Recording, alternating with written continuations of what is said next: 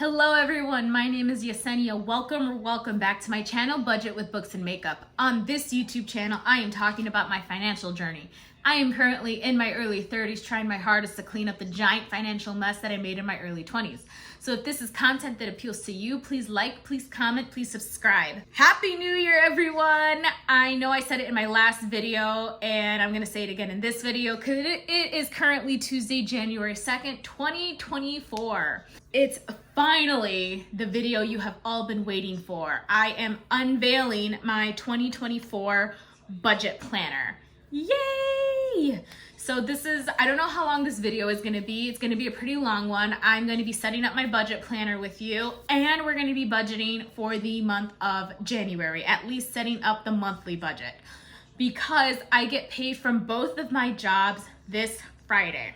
And I wanna make sure that I have my game plan before my money comes in, as normal. I have the box set. That is what I used last year to budget, and it was pretty successful. I really do like the box set. However, it is pretty awkward to store because it is a box set. Like, I had to move some things around in my bedroom to store my box set with my other planners. So I decided for this year to buy the Budget Moms Budget by Paycheck workbook in the PDF version and Frankenstein my own planner. You guys are gonna get a walkthrough of that today. Yeah, and then let's talk budgeting financial goals. So I have this booklet here because this was the booklet where I did all of the planning for my financial goals for 2023. So we're gonna see if I reach those goals and see what I'm gonna do for 2024. So yeah, most of these like pages, I didn't even print them out. So like I don't have medical bills. I have an Excel sheet for this, and same thing. So I set it up and then I ended up putting it in an Excel sheet. I know these are cute and they're meant to be fun, but I feel like this is just too much work. I'd rather just stuff the money in my sinking funds and then just keep track of the number and then watch the number get bigger. That's what works best for me. And that is honestly the number one reason why you don't see like me doing all kinds of savings challenges on this channel. That's because the tracking is too much, the coloring is too much. It's personally overwhelming for me. I'd rather just put the money into savings and then just watch the number get bigger. That's what works best for me. So if you like watching savings challenges, I'm sorry, you're not gonna see them on this channel. That's just too much anxiety. I have anxiety and I get overwhelmed pretty easily. So I try to minimize that as much as possible, which is why I go to the gym a lot. Going to the gym helps me with my anxiety, helps calm my ass down. But that's why I don't use these pages because I don't like tracking it that way. So yeah, I didn't really use any of these. I did use this one. So these pages I did print out in my new planner. So let's go ahead, let's look and let's see if I made any progress. Okay, I did save up a $1,500 emergency fund, separate. So the purpose for this emergency fund was to, if there was a sinking fund that didn't have enough money in it and I needed extra money to pay for that expense, that money would come from here. So for example, I'm just saying this as an example. Let's say Cupcake, God forbid, I hope she really doesn't have a vet emergency and her vet visit costs way more than what I have in her current sinking fund, which I hope never happens. I will pull from here to help cover that expense. So that's what that $1,500 is for. It's in a separate savings account and it's still fully funded. So we're good on that one. $500 buffer in my checking account. So I did do that. And since I now have two checking accounts, I've adjusted that. I still have some money in there. It's not the full 500, but I readjusted it to make it work for me. So that's fine. I do have 1 month of expenses saved on one of my checking accounts. So I calculated how much money I need to make in order to actually live. So I did a bare bones budget and it was like $3,100, and I do have that money saved on a checking account. So that is good. And I'm so glad I looked back at this. End of the year student loans, I wanted to have it under $17,000 and I did. If you saw my last video, I'm currently at $16,486 and some change. I just wrote down the number and I already forgot it. So, but it is under $17,000 and I'm so glad I did that. All right, debt free. So that was my starting debt at the beginning of 2023. And I wanted to be, by 2025. I gave myself until I was 35. I'm gonna be debt free this year. So you're gonna definitely see that in my financial goal plan worksheet for the next budget planner. So I still hope, I think I brought this down to $20,000 at the very least, just because I do wanna start saving for my first home, but I do wanna have some money set aside just in case before I buy my first home. I don't think I'm gonna save $75,000 for my first house, and that is because I've been doing some research and the money guys said, your first home, you don't need to put down 20%. Your second home, yes. Your first home, 5 to 10% is okay. Or I think they even said like 3 to 5% is okay. So I wanna save $10,000. So I'm gonna readjust that one. I'm gonna save $10,000, maybe 15 for the down payment for my first home. And then for my car, I would still like to save $15,000 for my first car, for my next car. Once I'm debt free, I want to start saving for that too. That way I can maybe not buy my next car in cash, but like pay most of it in cash. And then that way, when I do take out a loan to finish paying for the rest, I can easily pay it off in 3 years. So let's look at these and let's transfer them to my next budget planner. This is so exciting. So this is my budget planner for 2024. I Frankensteined it. This was not the cover that came with the PDF. This was the cover that came with the PDF.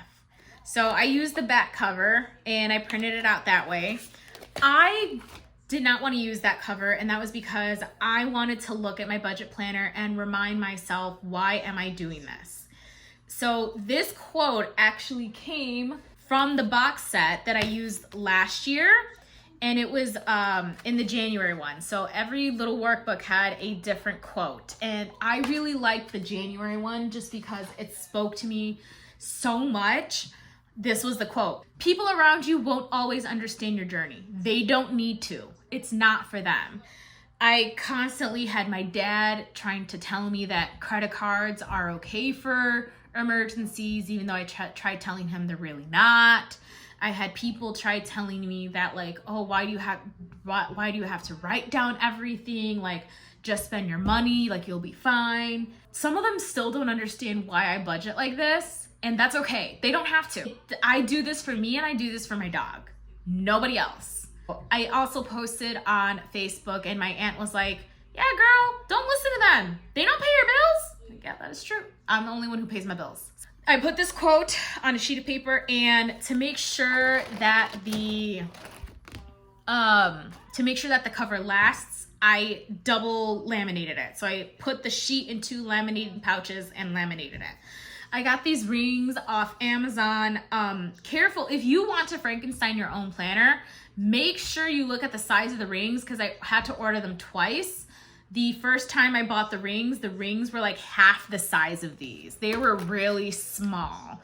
So I measured my happy planners, and I found that measurement, like the measurement of the rings of my current happy planners. I found the measurement on Amazon, bought those. They work. They're so much bigger. I'm so glad I switched them out, because even though I did not purchase the workbook and I only printed out what I needed, that's still a pretty thick workbook. Look at that. It's definitely not as thick. I think the workbook is like 1/3 thicker than what I printed out. Yeah, people around you won't always understand your journey. They don't need to. It's not for them. I hand wrote this because it meant something to me. I didn't want to type it and then just put it in here. I hand wrote it. So for those who are new to my channel, I started this budgeting journey in 2020. I'm gonna try not to cry. This story always makes me cry because 4 years later, I still feel horrible about it. My dog had an emergency. I gave her an apple slice, and people were telling me, oh, did you give her the core? Did you give her a seed? I'm like, no, I know better than to give a dog an apple seed and the core. It was like actually the edge of a slice, and it was like so small. You know, my parents' dogs, they love apples. So I thought, like, oh, let me give her one. She hasn't had an apple slice since because she is allergic. That was the day I found out that my dog is allergic to apples. I left my apartment. I think I ordered food, and yeah, I ordered food and I went to go pick it up. Yeah, I had money to pay for my food. I didn't have money to pay for her emergency vet visit. I came back and her face swelled up 3 times its normal size. Like, she couldn't bark, and she looked like 1,000 bees stung her, and her face was so swollen, her tail wasn't wagging, and I freaked out. I was, oh my God. Yeah, 4 years later, I still can't. And I took her to the emergency room, and I was like worried. Well, not the emergency room. I took her to her vet. If I had taken her to the emergency room, it would have costed so much more. Thank God that her vet's office was still open. I called them and I explained to them what happened, and I thought they weren't going to take me. They said, no, this is an emergency. Please bring her in now. Took her to her vet's office. They took care of her. They gave her a lot of antihistamines, some Benadryl, they gave her so many drugs. And by the end of it, she was fine. She's still here. And when we left the vet office that day, like, her face had, like, half of the swelling in her face went halfway down. I had no money to pay for that visit. No money at all. It was the middle of the pandemic. The vet's office wasn't taking checks. They weren't taking cash. I had the money in my checking account. Someone stole my debit card information, and I was waiting for a new one in the mail. My credit card was maxed out because I bought food. I didn't have a spare credit card to pay for that emergency vet visit, and I felt horrible. Luckily, my vet's office said, don't worry, take her home. We're just glad she's okay. Pay us when you can. I am so grateful for that. I don't know what I would have done if they didn't say that. I seriously would not known what to do. I tried asking my parents for help. I mean, my dad misunderstood me. So luckily my new debit card came in. As soon as it came in, I activated it. I called the vet's office immediately and paid off the bill. But that situation really got me thinking. I just thought to myself, what if Cupcake has another emergency and she gets denied medical care because I couldn't pay for the visit?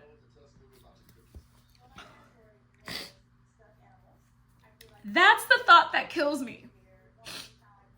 What if this happens again? God forbid it doesn't, but what if it does? And she gets denied medical care because I can't afford it.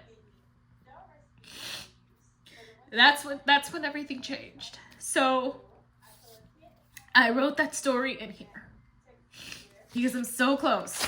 I want to make sure my baby is taken care of. I brought her into my house. I made that promise to take care of her and make sure she has everything she needs. And I can't do that if I keep spending money like it's water. I didn't even have an emergency credit card to pay for the visit. Like, that's how bad it was. Thankfully, since then, Cupcake now has a savings account. My credit is a lot better. I have all kinds of avenues to pay for emergencies just in case they come up. She has gotten the medical care that she has needed. She's alive. She's healthy. We're both alive and healthy, and I can't be more grateful for that. Even though I put her in that situation and I will never do it again, never again, I learned a lot. And since then, I have paid off 3 credit cards, a personal loan, my car loan, and now my student loans are left, and then I'm done.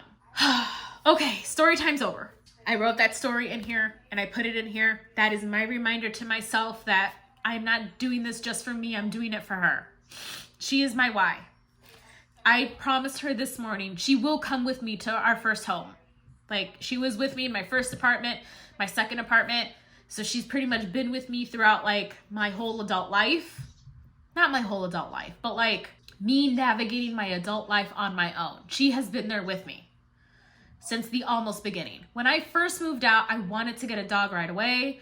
But then I really thought about it and I'm like, wait a minute, let me like get settled into apartment life first and then I will consider bringing a dog in. So I did exactly that. But I want to add more dogs to my family. I want to get a home. I want to feel like my home is my home. And part of that is having more dogs. So I'm going to be saving up for that too in the near future. But here it is. Here it is. That story. All right, financial plan goal worksheet. So I didn't print out the instructions. I didn't print out all of the like syncing, like all those sheets you saw in the other book. I didn't print those out. I don't need them. I have already filled out some stuff. So let me go ahead and let's fill this out. So short-term goals within this year. I'm going to pay off my student loans. It's going to be about $16,400. Let's just put $87 just because I forgot what the change was. My target date is 12/31/24. So I would like to pay them off by October, November, but I am giving myself the whole year to pay them off. And I can do it. I can do it. I kind of already did the math for my annual budget. That video will be coming soon too. I can do it. Okay, medium goals. All right, medium goals. So these were that. Okay, so I already did this. So now within the next 5 years, I'm going to start doing this. I want to have $20,000 6-month emergency fund. I can do that. $20,000.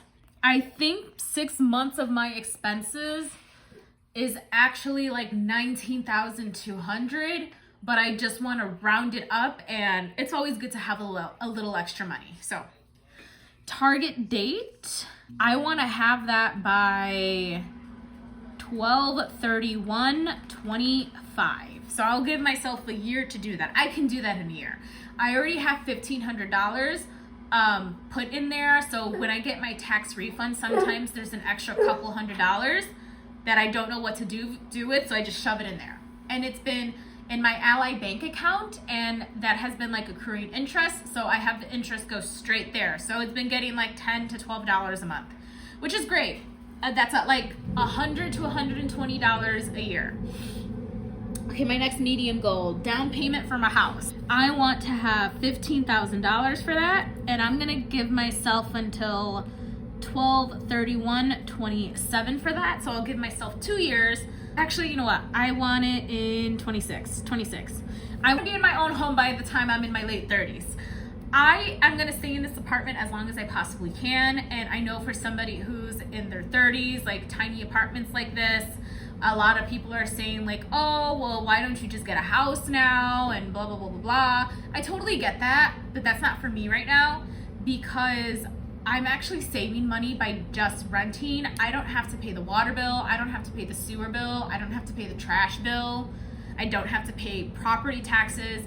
I don't have to pay for home repairs. Like if anything breaks in my apartment, my landlords, they will fix that. I'm saving tons of money by just renting, even though a lot of people don't look at it that way. I look at it that way. I really want to make sure I have this $20,000 before I even consider looking for a home. Just because, especially when you first move into a home, you think, oh, great, everything's great, and then everything starts breaking. I hope that doesn't happen, but I want to have a cushion just in case it does. And then I want to have $15,000 for the down payment, the closing costs, the inspections, all that fun stuff. So I'm going to consult with my mom on that because my mom has a lot of experience buying and selling homes, and she knows what to look for. She knows the questions to ask. So she's going to come with me when I purchase my first home. I don't think I want to get a house. I want to get a condo. And then we'll take it from there. And then if I want to move into a home, great. And if I want to stay in a condo, great. Down payment for my car. Down payment car. I still want to have about $15,000 for that too. And I'll give myself until 2030 when I'll give myself that much time.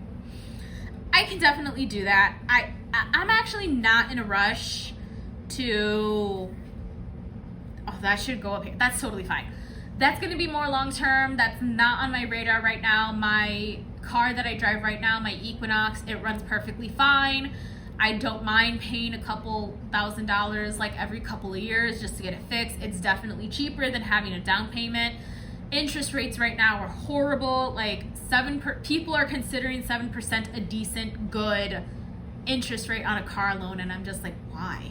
No. My first car, my interest rate was like 5%.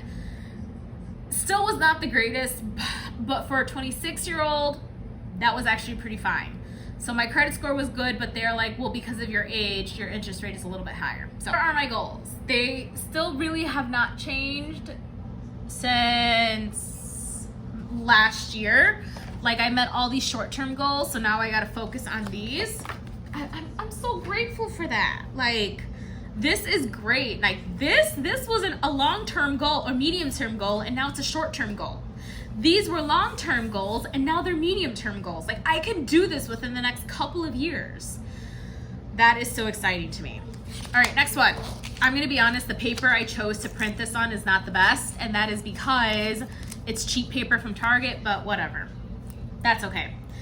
So I was just looking at my yearly membership and subscription reminders and what I need to like pay for.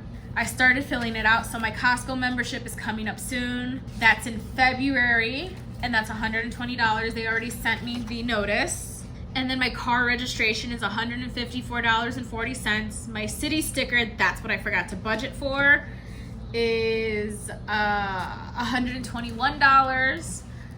Spotify is a new expense. I am a spin instructor, so I teach indoor cycling classes at my gym, and I do need Spotify to teach my classes because that's where I get my music from, and that's $99. I just buy that gift card, that 1-year premium gift card, instead of paying monthly, because I end up saving like $32, which is, yes. I can still claim it as a work expense, but if I can save money, I'm gonna save money. So Google is a monthly. I'm still deciding, do I wanna keep this or do I wanna get an external hard drive with like 2 terabytes of space? Because I think that would honestly be cheaper. I will have to wait a couple of years in order for it to actually make a not make a profit for me, but like for me to save money. But I'm still thinking about that. They do have them on sale occasionally at Costco for like $80. I'm like, that's not that bad. But I'm still thinking. Okay, another monthly expense, Everend, which was originally Scribd, so that is $13.22 a month. I wonder if they have a yearly membership that might end up being cheaper. We'll see. I'm gonna look into that. It's still not a bad price because you can listen and read as many audiobooks and ebooks as you want for that monthly price. I end up reading reading/listening to like 10 audiobooks a month, and yeah, you can't beat the price. If you do 10 audiobooks a month with through Everend, that's like $1.30 per audiobook. Seriously, can't beat the price. The only downside to Everend is Audible obviously has a bigger selection, like it literally has every audiobook, and some audiobooks are not available on Everend, and that's why you use your library. Paramount Plus, the 2 TV streaming services that I pay for, they did raise their prices, so it is $6.53. Last year it was $5.44. Same thing for Discovery Plus. Discovery Plus did not raise their prices though, so they are still $5.44, which makes me question why Paramount Plus raised theirs if Discovery Plus kept theirs pretty low. Book of the month, it is $18.73. They did raise their prices, and because of shipping costs, I think they didn't have a choice. Last year it was $17.63. That's fine. Zumba is a monthly expense. That's my Zen membership, and that is $43.94 per month. We don't talk about how expensive that is.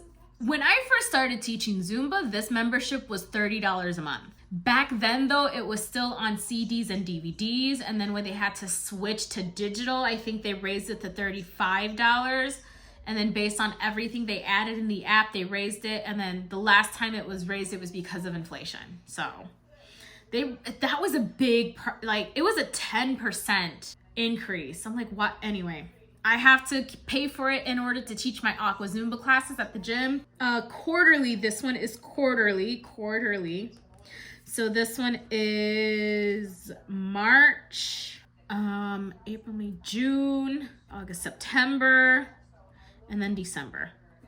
And this is Les Mills, and it is $69.90. So this is my other Group X stuff that I need to pay for. I also teach Body Attack and Body Pump, And in order to continue teaching those classes, you do have to pay for the releases whenever they come out, but they come out quarterly. So they only come out once every 3 months instead of monthly.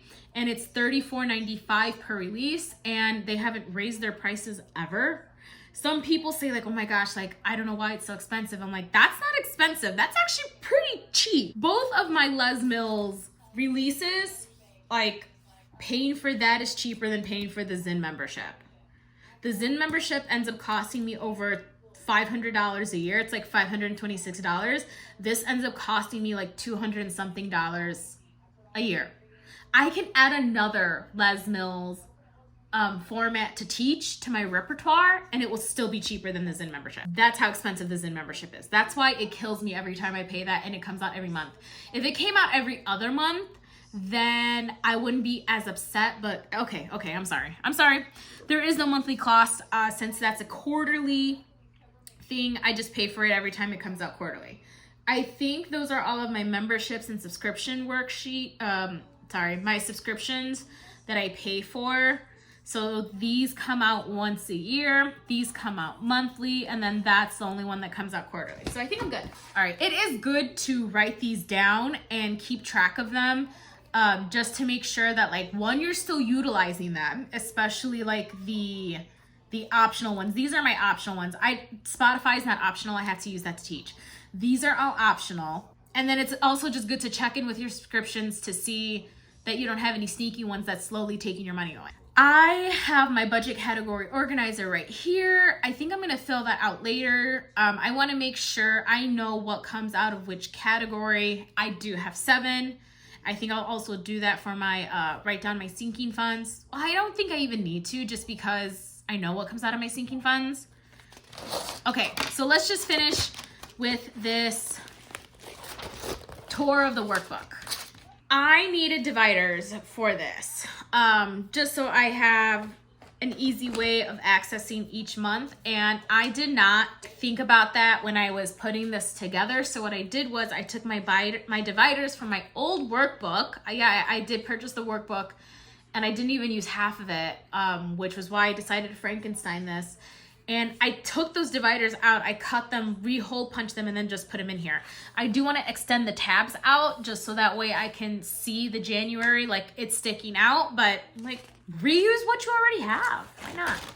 Ignore that. Like I said, that came from the old divider or from the old workbook from when I used it. All right, dear future, I am ready. So I already put my calendar together, and I put like some of my pay dates, my due dates and whatnot.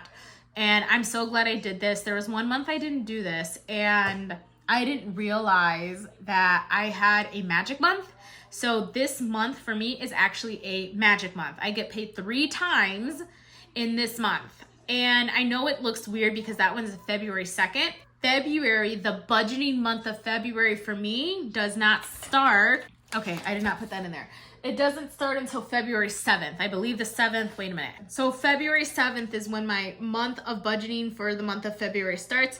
So technically speaking, February 2nd is still January for me. So that's why I have 3 paydays, or a magic month from the gym, because I get paid from the gym 3 times during the month of January. And then I think it happens again sometime in the fall for me. I am the opposite bi-weekly budget schedule. I know there's a bi-weekly budget schedule where people get paid on the 12th, the 6th, and then the other Fridays, but mine is on this schedule.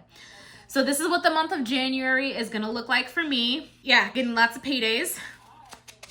And this is pretty much what every month looks like. So I have the calendar, and then I think I printed out, yeah, this is not, I honestly, if you're gonna Frankenstein your own budget planner, I don't recommend the cheap Target paper. If you're on a budget and like you just need paper, it's fine.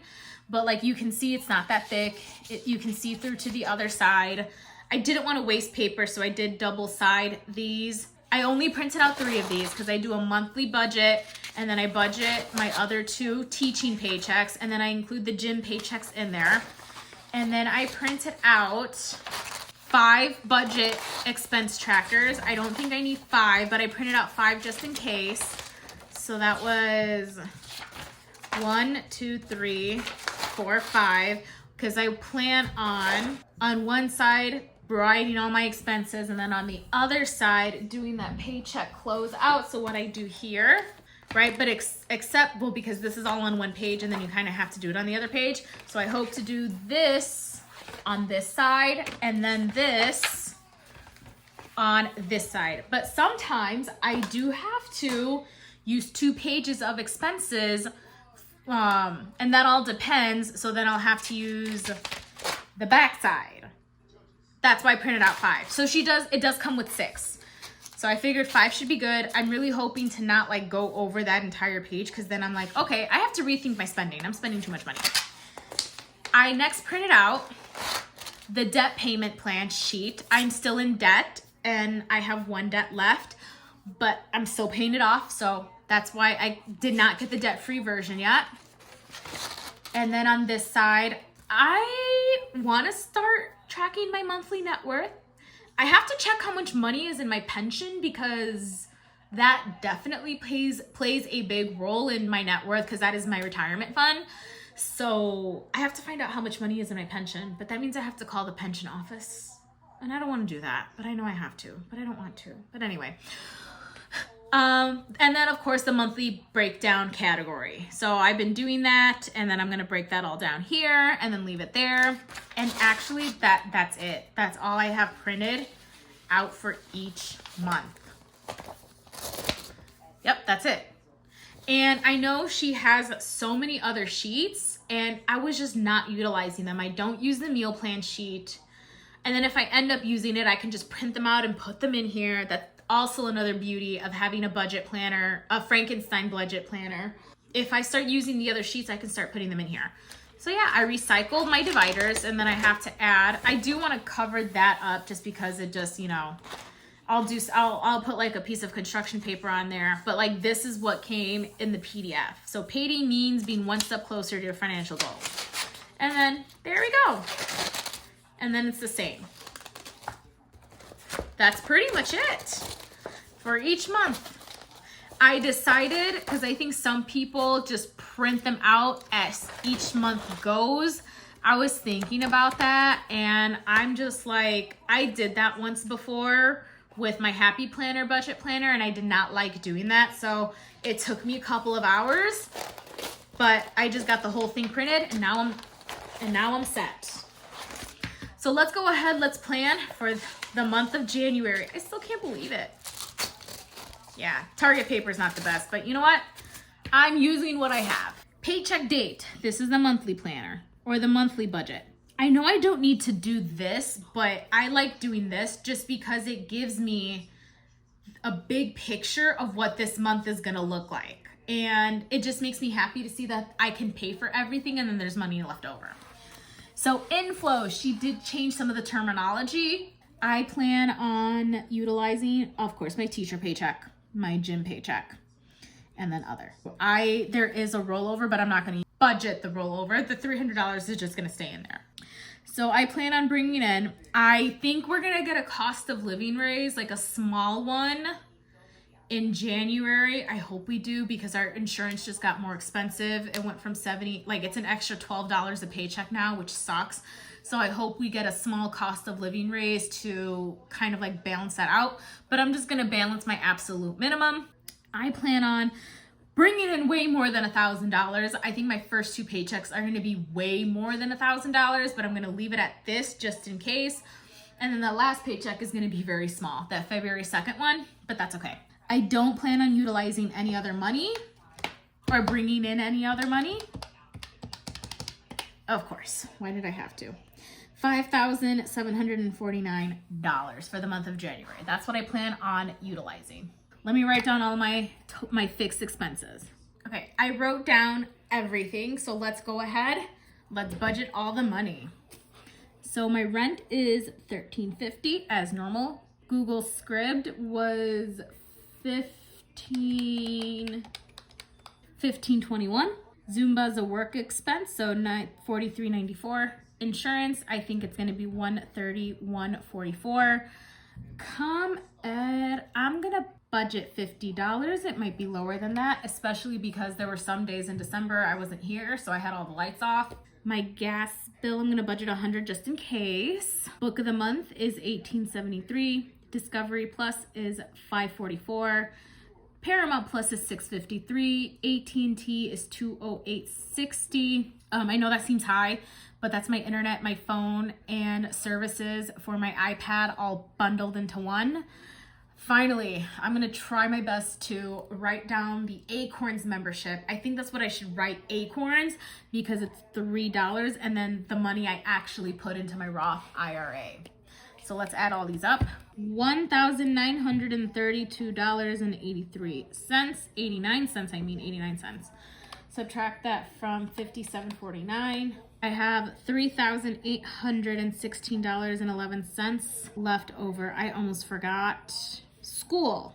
So groceries, I plan on spending or budgeting $500. I'm gonna try my best to bring that back down to $400 because $500 just seems absolutely insane for one person. Yeah, I'm gonna try my best. Last month, I've been averaging $500 a month, which is why I'm budgeting that, but I'm gonna see if I can bring that down. Household, how much did I? $75. Personal, $30. I am purchasing a book and it's gonna come in at the end of the month, so I do need to save that money for that. Cupcake is $120. Yeah, $120 for the month. I keep forgetting this is the monthly budget. $275 for beauty, $150 for car expenses, and then $100 for eating out. $12.50. Yeah, I know. $12.50 is a lot for variable expenses for one person.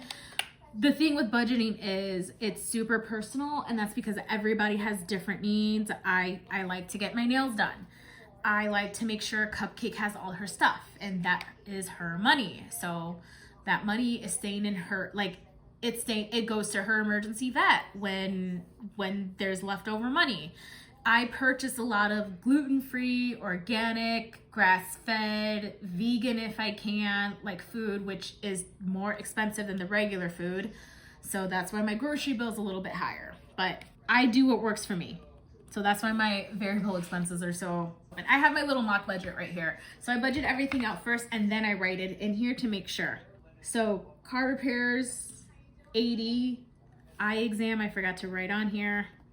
And see, that's why I mock budget everything. That gets 70. Taxes appointment is not getting anything for right now. I'm gonna start Christmas over again at $95. Vacation is getting 120, and Cupcake is getting her normal 100. Amex is getting the 20. Tattoo isn't getting anything. I need to make the appointment for my next tattoo. I already have the money saved up. My thing is the design. I want to get a tattoo for our family dog Moogie, and she doesn't like anything. So I have to get creative with her. And that is $485. Let me double check. Yes, $485. And we're gonna subtract that from $25.6611. All right, $2,081.11 left. So the Roth IRA is getting $83. National Lewis is getting $675. So that is currently where I'm going to school. And each class is not $675, it's $625. But I have to budget an extra $50 for textbooks.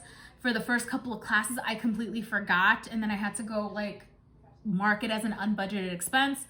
So now I just put it all in there in the budget, and then it's all under National Lewis, and now I have the money to buy the books. And it always ends up being like either under $50, severely under $50, or like right at that mark. So $675 is good.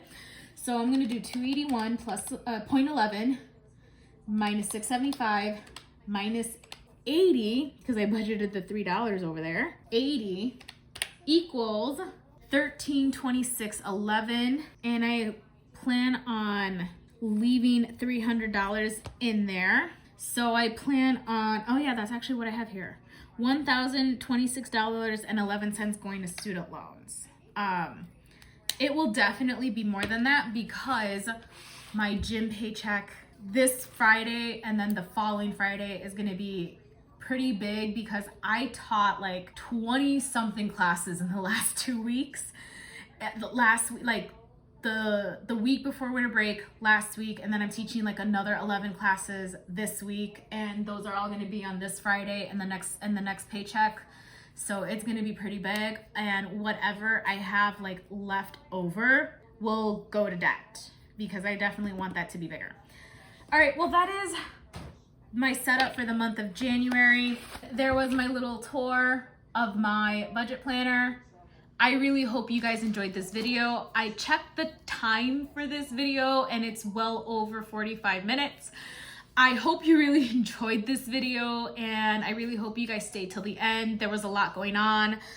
We did a check-in with my goals for last year, check-in with my goals for this year. I gave you guys a tour of my planner, and we budgeted the first month of 2024, and this is gonna be a great year. I cannot wait to pay off my student loans and start saving and investing in myself.